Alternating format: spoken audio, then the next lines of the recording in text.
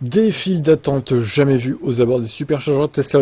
Les syndicats pointés du doigt par Tesla. Le propriétaire de Tesla en Suède doit faire face à des files d'attente interminables à les stations superchargeurs.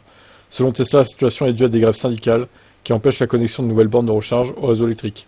Pour les grévistes, Tesla refuse de négocier. Ah, c'est encore ce fameux conflit avec le syndicat là en Suède, je sais plus le nom, mais ça fait longtemps qu'on n'en avait pas parlé. IF Metal, ouais, voilà. Alors j'ai vu que plus bas il y a une vidéo, on va la regarder après. Restez bien jusqu'au bout.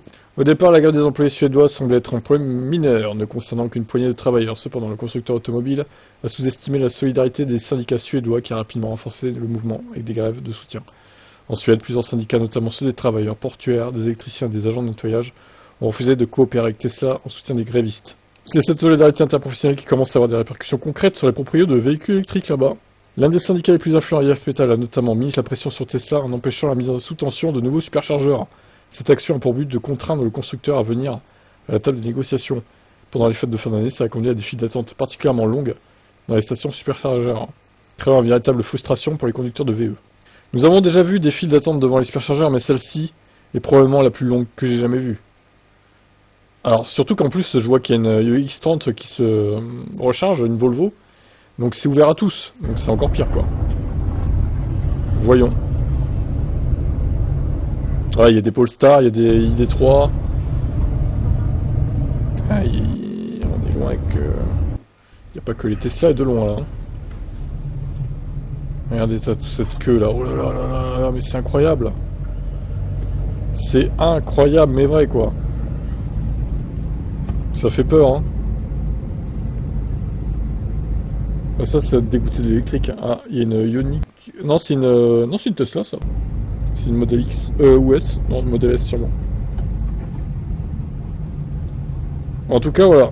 Il y a beaucoup de Model Y. Quelques Model 3 aussi, quand même. Donc voilà, tu fais la queue. Bah, tu vas attendre une bonne heure, hein, je pense, voire 2 heures. Model S ici. Oh la vache, putain. C'est aberrant, vraiment. Non mais littéralement, il y a 1 kilomètre d'attente. Ah, il y a une Polestar, là. Il y a juste... Ah, il y a un bon kilomètre, hein, je pense, hein, en vrai. Hein. Voire même 2, hein, peut-être. Hein. Il y en a une qui arrive encore, là. Oh là là là là là là là là. Incroyable. Le même utilisateur a également partagé une carte locale de superchargeur, montrant que la majorité des stations du pays affichaient des temps d'attente interminables. Alors, plus de 100 stations inutilisables. Max de Zeger, responsable du réseau superchargeur, a réagi à la situation en confirmant que les grèves de soutien empêchaient la mise en service de plus de 100 nouvelles bornes de recharge. Une de ces grèves de soutien commence à avoir un impact significatif.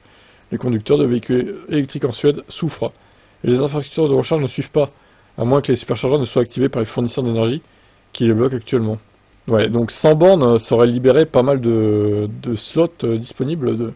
Ça n'aurait pas eu autant d'attente, et là c'est catastrophique en fait.